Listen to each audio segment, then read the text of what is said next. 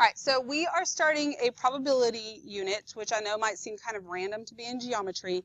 It kind of is, because it really doesn't relate to our curriculum directly. There are some things that we will, but it kind of doesn't relate directly to any high school math except statistics, which is something that you would take later on. And it is something that could be on the SAT, on the TSI, things like that. So it's definitely things that you need, and so it kind of got put in geometry because it's earlier on and there's really no great place to make it fit. So if it does seem a little out there as far as whatever else we've done, it kind of is. And okay, thank you. All right, so I didn't lose my train of thought. I know that probability is not brand new to you. The basic stuff you should already know. So actually most of what we are doing today, with the exception of maybe some of the notation, should not be brand new to you. But I'm telling you right now, if you decide to tune me out because, oh my God, we've been doing probability forever, the next few weeks are going to be very painful for you because there is a lot we're going to do that you have not seen before. And if you don't fully comprehend what I'm going to review you on these next 2 days, that's going to make it that much worse, okay? So most of the actual finding the probabilities and doing that stuff for today and tomorrow should be a review for you, but like I said, we got to make sure that we fully get it, understand the terminology, all that kind of stuff. So I'm going to give you 2 different sets of notes today. The first one, you're just going to highlight stuff like all the words are already there for you, just because that's just a lot. And so I didn't want you to have to be copying those things down. So we're just going to kind of highlight them. And then we're only going to go through parts of this. We're going to go back through part of it, another couple of days. I just wanted all the information and stuff together in one, okay? And I did skip page 140 in your ISN because I wanted these 2 that you're getting today side by side. And so on page 140, the one we skipped, you could just write probability. It could be like the title page for the probability unit, if that works for you. Okay.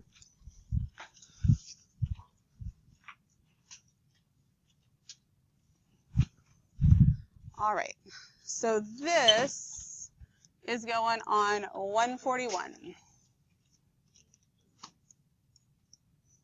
All right. So make sure you have a highlighter handy so we can highlight the necessary things here.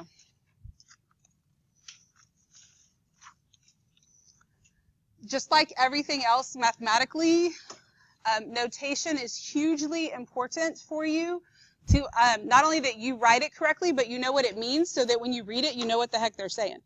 Okay. So P of A here, which kind of like F of X, P of A, right?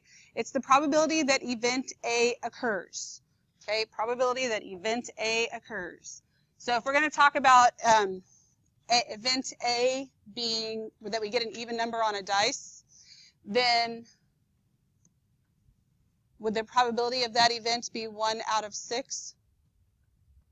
No, that's wrong. So how many even numbers are there on a die? 3. So it'd actually be 3 out of 6. I forgot to change that. I don't even know why the heck it's on there like that. And then 3 out of 6 reduces to what? 1/2. And you always reduce all the way. Okay, so the probability, the P of A, probability of A occurring would be 1/2. Okay, everybody good with that? The whole P of A thing. And A could be anything. A could be a word. I could have put probability and then parentheses and put the word even there. It's like probability of it getting an even number. Words inside of there are okay as well. All right, so then we have this whole thing right here. We're going to skip this for now. We're going to come back to it. The whole complement thing, we don't need that today, so I don't want to overload you on some of this other stuff. The big thing here is this or and thing. And you can look at the whole or and thing with one single event or 2 different events. Like, what's the probability of me rolling a 2 and then rolling a 4, right? Or what's the probability of me in one roll rolling a 2 or a 4? Does that make sense? So you have to make sure you read these carefully as well. Okay, you cannot just kind of scan them like a lot of you do, because you got to make sure you know how many events, is it an and or an or thing, what the heck does that mean, what does this notation mean, all those sorts of things. So here's what I want you to do. I want you to stand up if you are a 10th grader. Okay.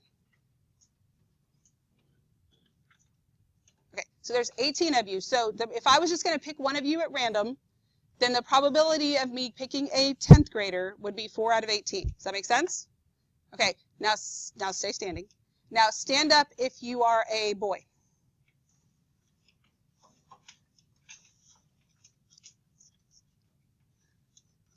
Okay, so that makes a total of 11 people that are standing. Girls and boys are standing because I got 10th graders and I got boys that are standing, right?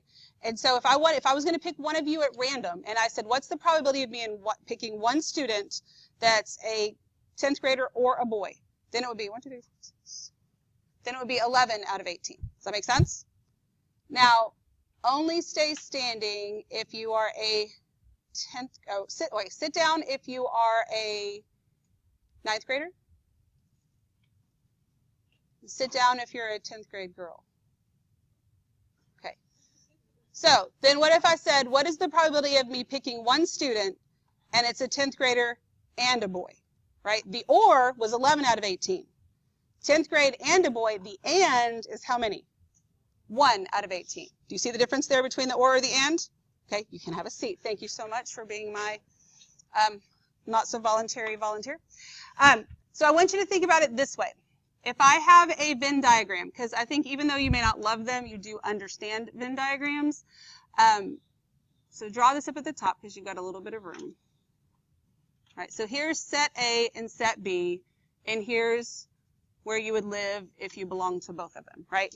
So this would be like 10th graders, boys, and then 10th grade boys or something like that. Okay, so the A or B is the whole diagram.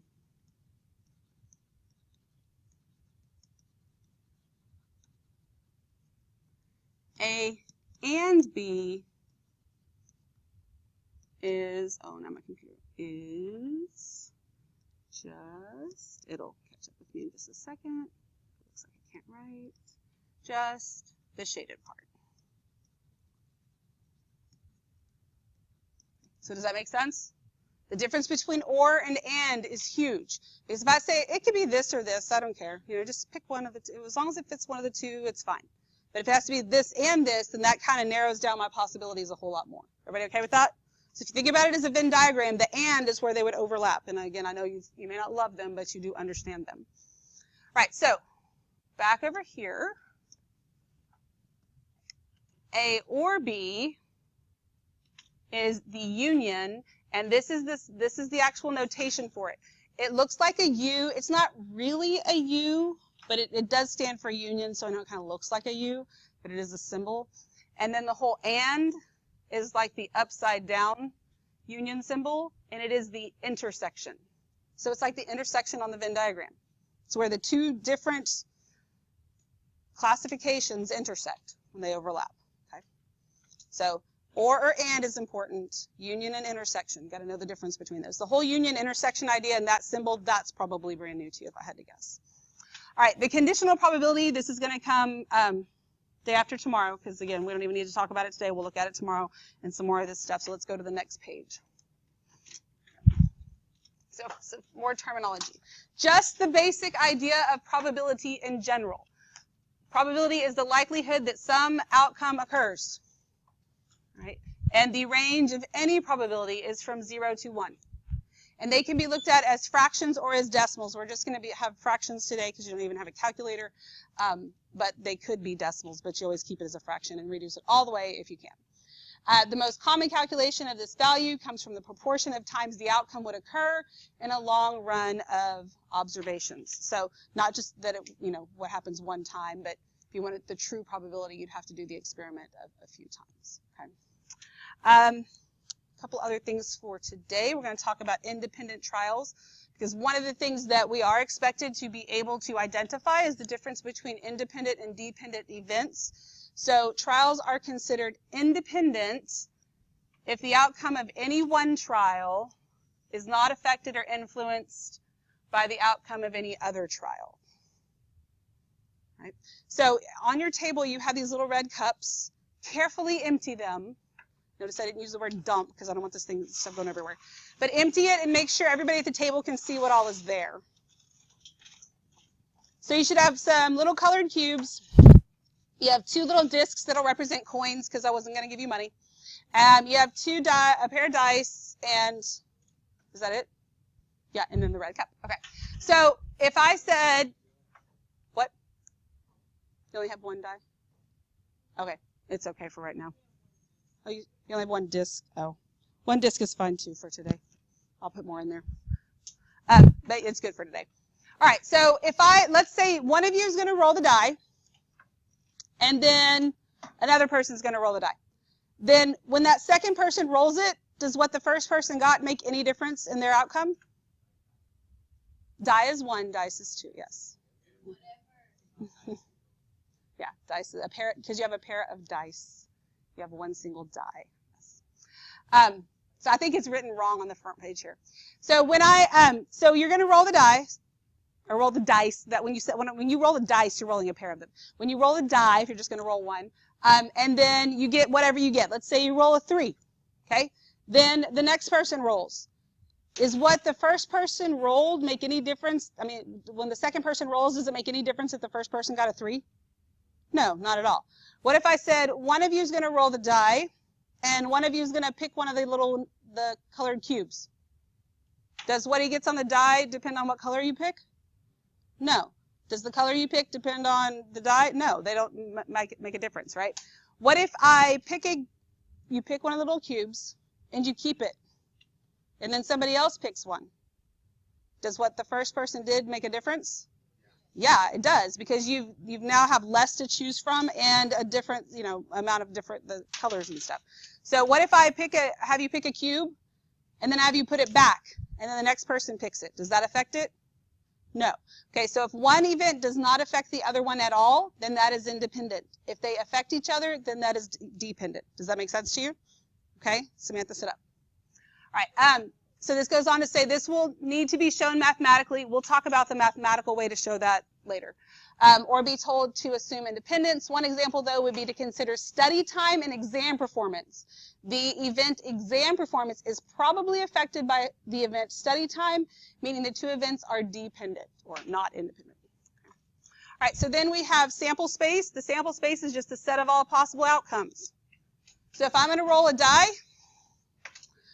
then the sum of all individual probabilities within a sample space is 1.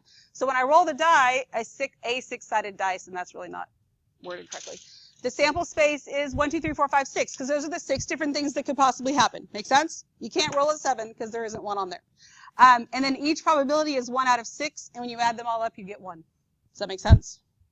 So this is your sample space, the possible outcomes you could get.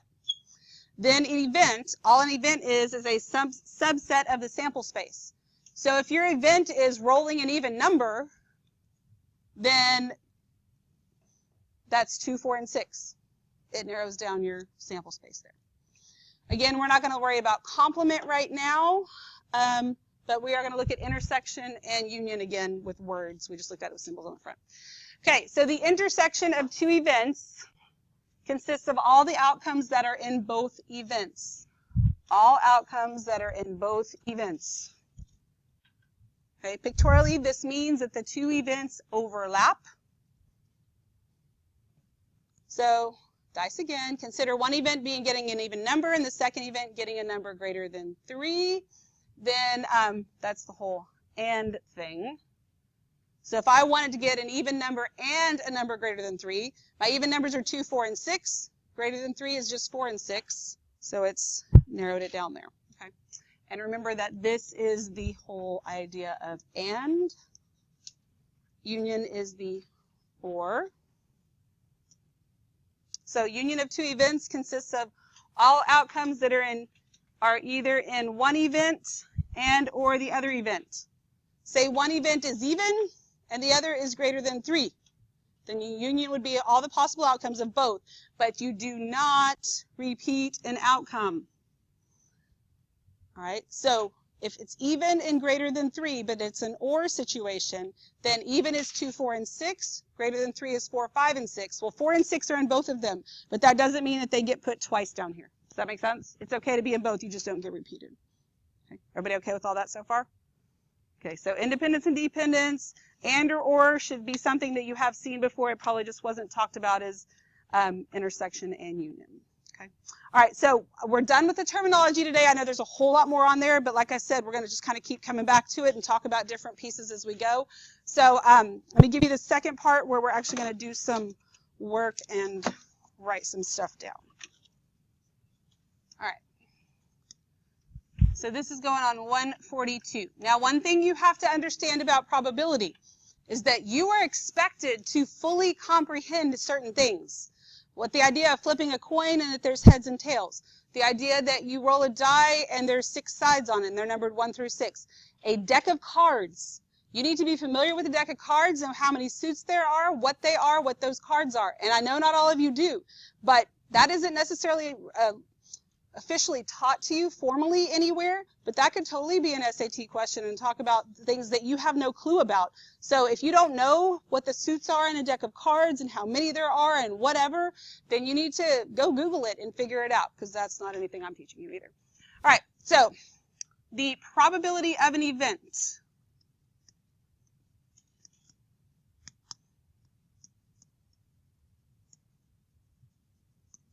is the number between 0 and 1. Okay? The probability of 1 means that it is guaranteed to happen. It's like a 100% chance, unless you're a weatherman. And the probability of 0 means that an event will never happen. It's an impossibility. All right, so basic terms, a couple of these things will be a little bit of a repeat, but from the page we just looked at, but it's because they're important. Okay, so a random experiment is an act with unknown result. Okay. So an example, now you may know the possibilities, but you don't know exactly what's going to happen. So an example could be that you are going to, well, if I could write, that you're going to roll a number cube.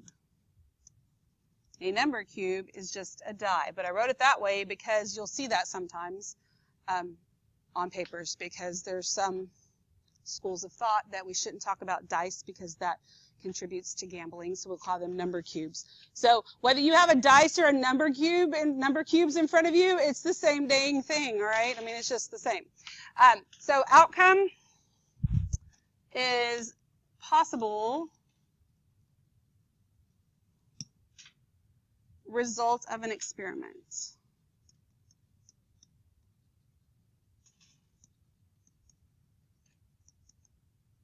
Okay, so possible result of an experiment. So one possible result is that the cube lands on 6. Then that would mean 6 is the outcome.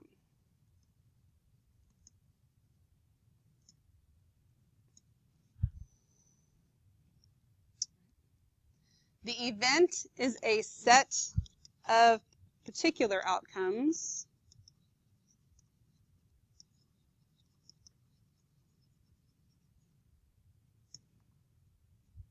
so the probability of an event could be the probability of 1 or 6, which means the event is a 1 or a 6. Notice how I just replaced E with 1 or 6. And then your sample space is just all possible outcomes.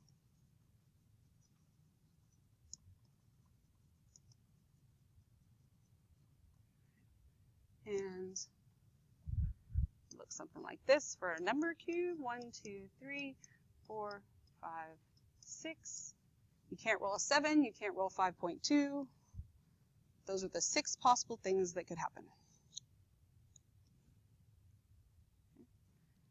Everybody okay with all that? All right, so the probability of an event occurring.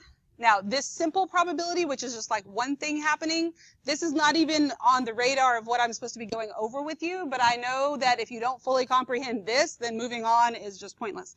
So the probability of an event occurring is a fraction made up of the number of successes over the number of possibilities.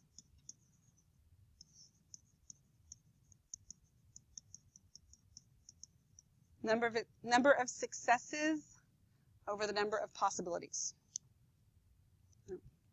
So again, everything that we're doing on this front page is all simple probability, which past these examples, you probably won't see anymore because that is definitely a way lower level of comprehension.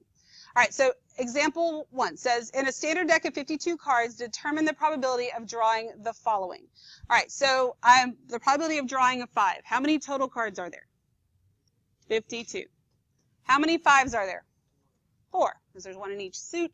So it's 4 out of 52, which I could reduce to 2 over 26, which is 1 over 13. Okay. Now, you could skip this middle step here, but the other two need to be there. Right? Just writing down 1 out of 13, not good enough right now. All right, probability of a red ace. Again, total of 52 cards. How many aces are there? 4. How many red aces are there? 2. So that's 2 out of 52, which would give me 1 out of 26. Probability of a number greater than 5. Now, sometimes it is helpful, even when it's easy, if you kind of write down what your possibilities are so that you make sure you use all of them and don't do anything weird. Number greater than 5, that could be 6, 7, 8, 9. Is there a 10? Yes. Is there an 11? No. Okay, so I still know there's a total of 52 cards, right? There's 1, 2, 3, 4, 5 numbers greater than 5. Stop it. 5 numbers greater than 5. But how many suits are there? 4. There are 4 suits, which means how many total cards are there that's greater than 5? 20. So this would be a 20 out of 52, which is 10 out of 26, which is 5 out of 13.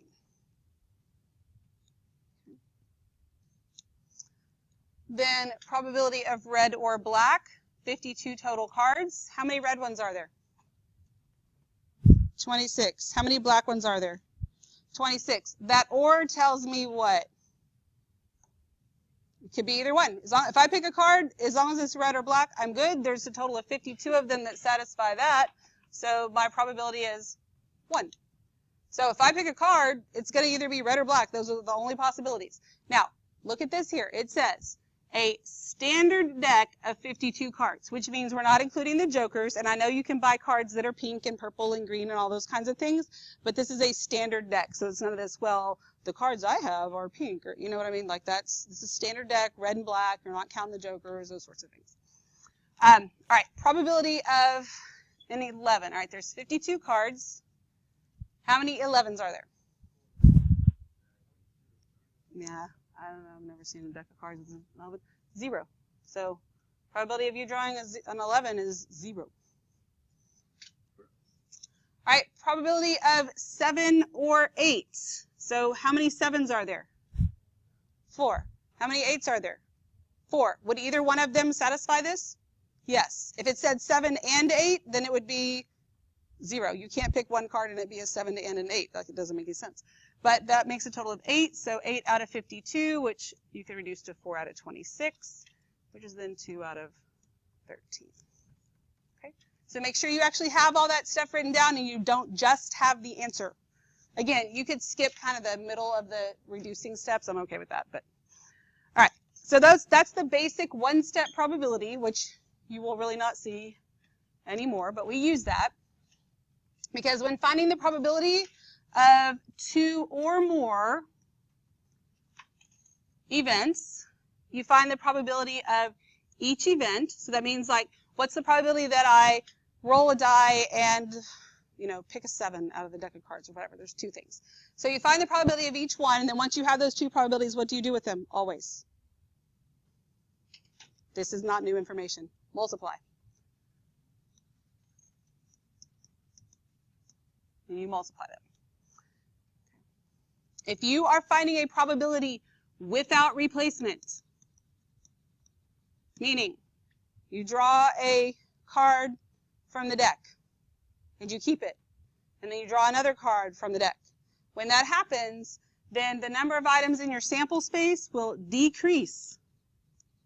Because if I draw a card and I keep it, when I go to draw the second card, how many cards am I choosing from?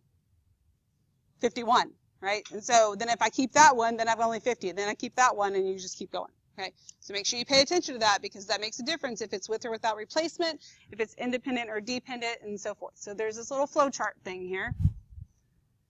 So if we look on the left for independent events, okay, we've already talked about what those are. The occurrence of an event does not affect the probability of the other. Miguel. Okay. So the occurrence does not affect the probability of the other.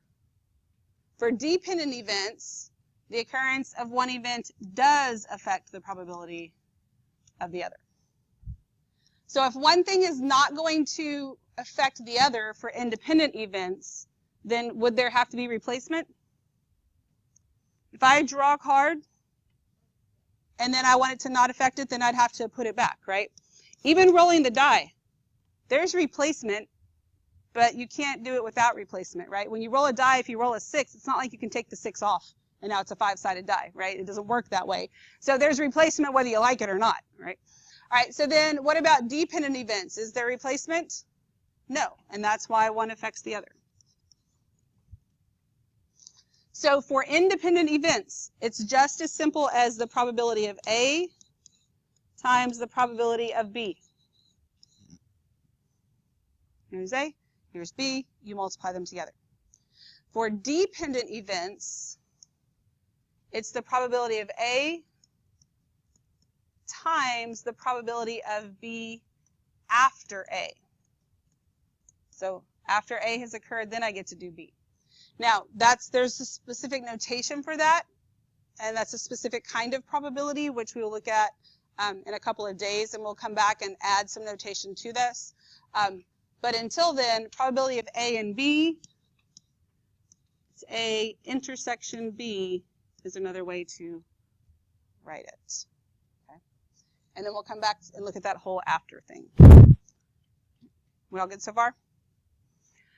All right, so then it says identify the following as independent or dependent events. So I want you to read through those three and think about each one and whether they're okay.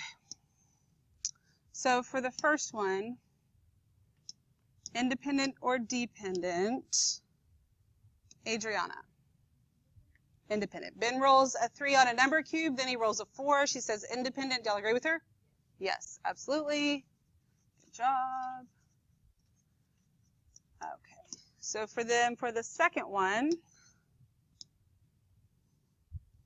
Amber, what do you think? Mary chooses a prize out of a bag and keeps it, then Grace chooses a prize. Dependent. Y'all agree with that? Yes, and chances are pretty good that Mary got the one Grace wanted, and now there's drama, right? So that's the way it works. All right, then the third one, Paola Gonzalez. Greg picks a red crayon out of a box, uses it, then puts it back. Then Joe picks a red crayon. What do you think? Independent. All right, so again, let me say this again. I know that this is not brand new to you. If you feel like it's brand new to you, that's probably a problem, okay? Even this next part, you should be able to do this 100% without me, but we got to make sure we all understand how to do it and the things that could be helpful to you within this, meaning that there's different ways to go about it. And actually, Ms. Tremont and I were helping somebody the other day that's a former student that was having to do some sort of exit level test for something, and there was a probability question she had problems with, and Ms. Tremont was like, well, I would number them 1, 2, 3, 4, and I said, well, you can totally do that. I would not number them because I don't want extra numbers on there because I think that would be confusing. But when you decide how many events there are, it says a 6-sided die is rolled and a coin is flipped. How many things are happening?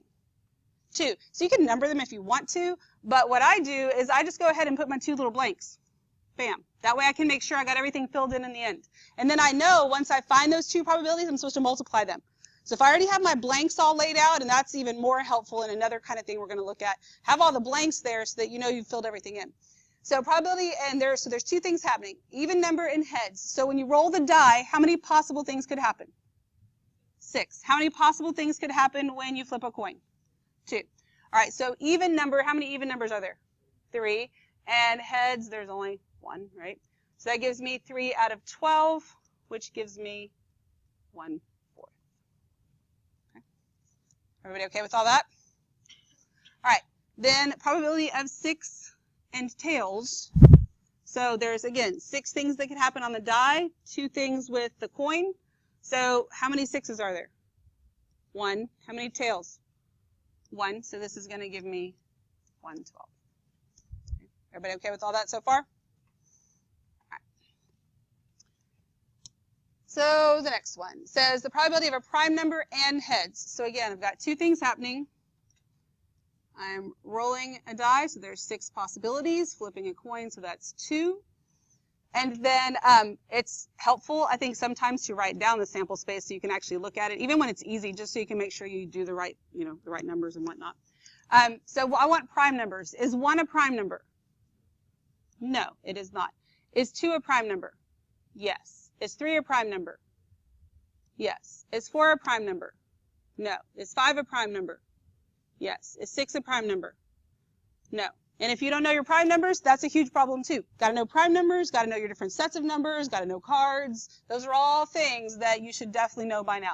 All right, so how many prime numbers are there? 3. 3 out of 6, and then heads would be 1 out of 2. So this is going to give me 3/12, which is 1/4. Then again, I'm rolling a die and flipping a coin, so that's 6 and 2 on the bottom. And then a number less than 5, well, again, make sure you're thinking about it correctly. So less than 5 would be, there's 4 of them. And then tails, there's 1 of them. So that would give me 4/12, which is 1/3. Then a number greater than 1 and heads. How many are greater than 1? 5. And heads, 1. So this is going to give me 5/12. Can I reduce that? No. Are all of these independent or dependent? Independent. All of these are independent. Independent. Because the coin didn't affect the cube. All right, so then let's look at the next set. So now it says, using a standard deck of 52 cards, if you draw 2 cards and do not replace the first card, then find the following. So again, 2 things are happening. How many total cards are in the deck? 52. Don't expect to be told 52 every time. That's something you need to know. If I draw a card and keep it, then how many am I choosing from the next time? 51. Okay. So probability first of drawing an 8. How many 8s are there? 4. So there's 4 out of 52. Then an ace. How many aces are there? How many? 4. Okay. Now I can see if I can reduce this 4 out of 52. I can reduce that to 2/26, which is then 1/13. And then 4 out of 51, I can't reduce that. But I've at least reduced it a little bit before I multiply. But I'll just go ahead and give you the number in the interest of time. It is 4 out of 663. So, yeah, not great odds, right? All right, so then, again, I'm drawing twice. I'm not putting it back. So this is 52. And then what? How many in the bottom? 51. Okay. Drawing a face card. How many face cards are in each suit? We've got Jack, King, Queen.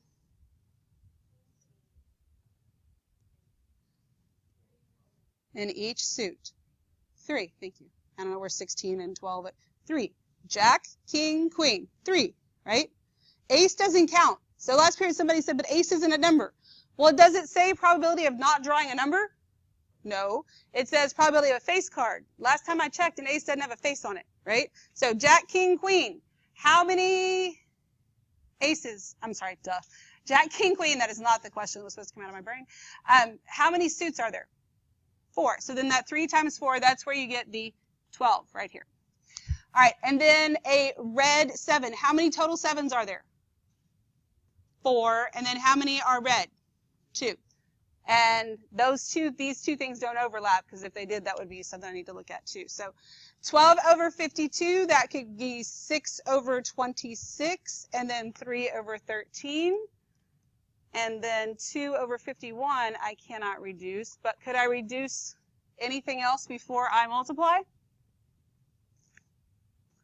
I know 3 doesn't go into 13, neither does 2. Does 3 go into 51?